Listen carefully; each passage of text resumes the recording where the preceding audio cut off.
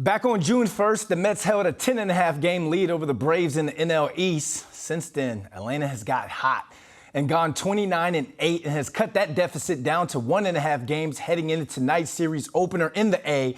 Ian O'Connor knows this rivalry very well, and he joins us now.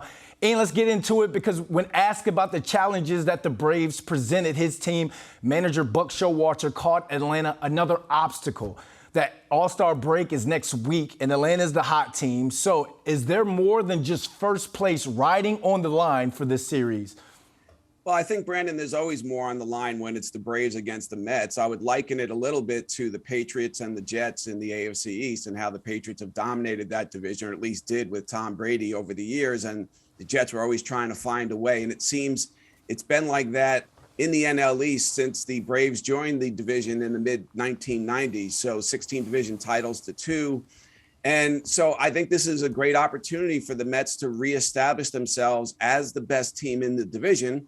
It's not going to be easy given some of the injuries they have, but it's an opportunity. I think they look at it that way. And in talking to Showalter and Francisco Lindor yesterday, they both said they realized from the start of the season that at some point they would have to go through the Braves to win this division, and it appears that is the case. All right, the Jets got stronger in the offseason, so did the Mets. So these two teams split their series 2-2 back in May. What's changed for both teams since then?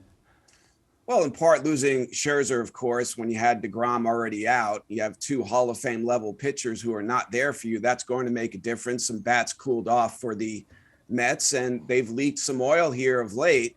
And for the Braves, I don't know if they had a little bit of a World Series hangover, getting used to life without Freddie Freeman. But remember last year, Brandon, they were under 500 going into August. So they did not take control of that division until late in the year last year. So I don't think it's a great surprise that they're coming on like a freight train now. They have a lot of good players, and they have a lot of winning muscle memory and DNA in that organization. So I think the Braves are just doing what the Braves do, and the Mets now have to try to find a way to hold on. The Mets had a very positive start, but it's slipping away as of late.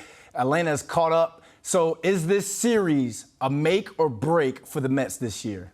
I wouldn't say make or break. I think it's an important series, and probably as critical as any series could be in the second week of July, more important for the Mets than for the Braves.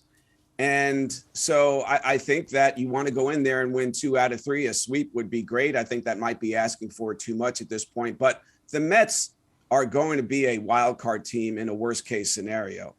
Last year, they had the division lead for almost 3 months under a rookie manager. Buck Showalter has so much experience and savvy, and he's one of the best managers the Mets have ever had. So I think he'll get them to the postseason. So I wouldn't say make or break for this series, but critical, important when you put it in the context of mid-July. Francisco Lindor said that they're definitely going to get the best of us. He said we're going to get the best of them. It goes down tonight at Truist Park. Ian, thanks for joining us. Thanks, Brandon.